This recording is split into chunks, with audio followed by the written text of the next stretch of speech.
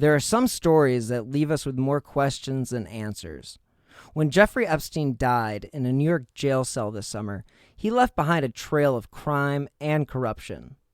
But who he was, how he made his money, and how he got away with so many heinous crimes remained a mystery. In the new podcast from Wondery, The Mysterious Mr. Epstein, host Lindsay Graham pulls all the fragmented pieces of this story together to give you a window into exactly how Epstein got away with so much for so long. You'll hear about his early days as a teacher, how he worked his way up Wall Street and into the company of powerful men, and how countless layers of corruption allowed him to commit atrocities in plain sight for years. The Mysterious Mr. Epstein will give you the full story. Not only that, but it gives us insight into the means that predators like Jeffrey Epstein used to victimize those around him. So go and subscribe to The Mysterious Mr. Epstein on Apple Podcasts, Spotify, or wherever you're listening to your favorite podcasts. There's also a link in the show notes that will also allow you to subscribe. So enjoy this clip from Wondery, The Mysterious Mr. Epstein. The following episode contains descriptions of sexual violence and may not be suitable for everyone. Please see the episode notes for more information about support services.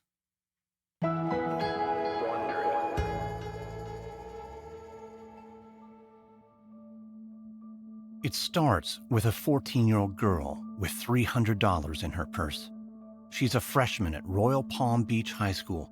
She's only been a student there a few months when a girl she knows named Haley tells her about a way to make some quick cash. Haley Robson's a little older, the cousin of an ex-boyfriend, and she works as a waitress at a local Olive Garden. One Sunday in February 2005, they get into Haley's pickup truck. They drive down Okeechobee Boulevard, which is lined with fast food restaurants, strip malls, and liquor stores, and cross the bridge onto the island of Palm Beach. Royal Palm High School is in West Palm Beach. The island of Palm Beach, on the other hand, is one of the wealthiest zip codes in the United States. It's a narrow strip of land sandwiched between the Atlantic Ocean and Lake Worth, famous for its multimillionaires and mansions, private clubs like Mar-a-Lago, and the golf courses that line its shores. As Haley and the girl cross the bridge from one world to the other, Haley tells her about the guy she works for. His name is Jeff. Then she adds, "If Jeff asks your age, tell him you're 18. They drive down a dead-end street and park in front of a 2-story pink house. Then they walk down the driveway, past a guardhouse, and through the kitchen door. Once inside, the girl is offered a drink and introduced to a woman with blonde hair. And that's when the girl loses track of Haley. She's led upstairs into a bedroom, which has a massage table. The girl will later describe the man who walks in as mid-40s with a long face, bushy eyebrows, and silver hair. "Take off your clothes," he tells her sternly, and he asks the girl to give him a massage. She's not sure how to react, except to do what the man says. When she tries to keep some of her clothes on, the man tells her to take off everything. At the end, the silver-haired man hands her $300 and sends her back downstairs where Haley is waiting. After they've left, the girl tells Haley that the man asked her to give him a massage. "I know," Haley replies flatly. They go shopping together, then drive back home.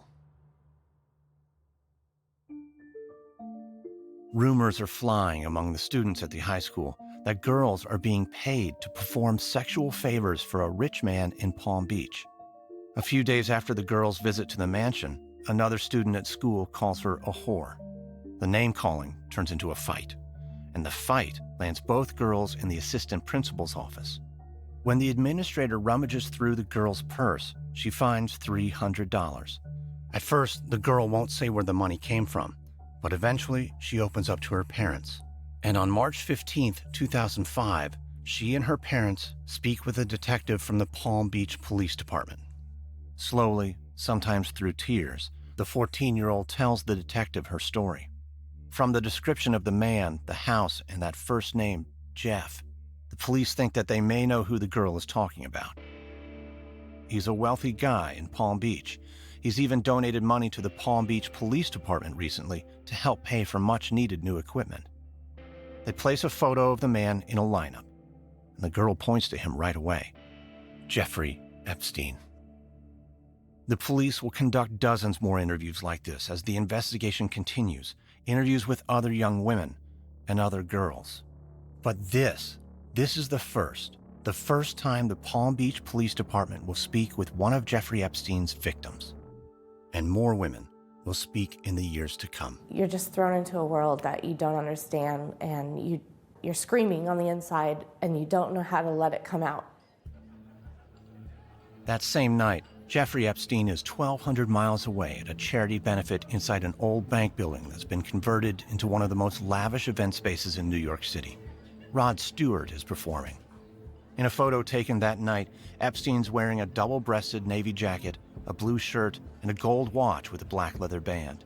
He has his arm around a woman, pulling her head toward his so that his smirking lips graze her temples. The smiling woman is Ghislaine Maxwell, who Epstein calls his best friend. Epstein is tan and relaxed, and as his eyes meet the camera, he looks like he doesn't have a care in the world. And for a man who firmly believes that his wealth can solve any problem he faces, perhaps he's right not to be worried.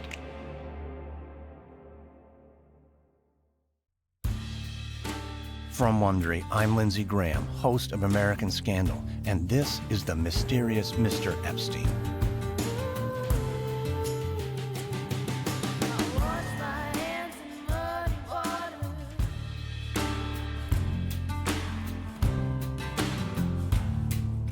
We have breaking news tonight about new women coming forward saying Jeffrey Epstein sexually abused them when they were minors. The man Trump once called a terrific guy, back behind bars. Breaking news, Jeffrey Epstein, the multimillionaire, financier, and accused sex trafficker is dead. Jeffrey Epstein. Jeffrey Epstein. Jeffrey Epstein. Jeffrey Epstein. Jeffrey Epstein.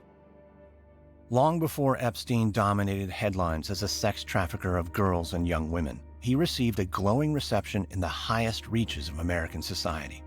Epstein formed business relationships with billionaires and amassed a large fortune of his own. Beyond his home in Palm Beach, he owned a 7-story townhouse in New York City, a private island in the Caribbean, and a 10,000-acre ranch in New Mexico. He cultivated friendships with ex-President Bill Clinton and future President Donald Trump. Nobel Prize winners praised him to the press as brilliant and fun, charming, and handsome. When Epstein died in a New York jail this summer, he left behind many unanswered questions. This is a 6-part series that uses original interviews we've conducted and brings together extensive research and reporting to tell the complete story of how the wealthy financier, accused of financial and sexual crimes, was able to elude justice from his first days as a young man on Wall Street until the very end. This is episode 1, A Free Man. It's the morning of March 22, 2017 on Capitol Hill in Washington, D.C. President Trump has been in office 2 months, and a Senate committee has gathered to question his nominee for Secretary of Labor, Alexander Acosta. Acosta is in his late 40s, a former U.S. attorney for Southern Florida. He has a receding hairline and a wide mouth, and he's wearing the dark suit that's standard issue for a man appearing before a congressional committee, a committee that holds the fate of his confirmation in its hands.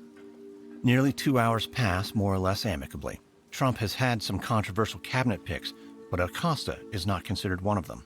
Until Senator Tim Kaine takes his turn to address Acosta. The committee needs to ask about, and I think you're entitled to respond to, an article that appeared in the Washington Post online version last night and this morning. Labor nominee Acosta cut deal with billionaire guilty in sex abuse case.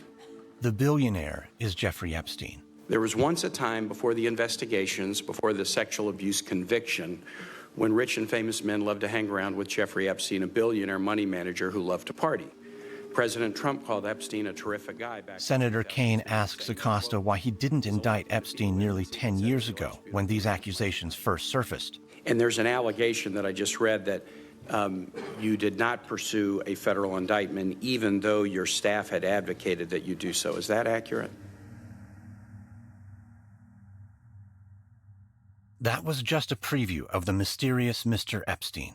To hear the rest, subscribe to The Mysterious Mr. Epstein on Apple Podcasts, Spotify, or wherever you get your podcasts.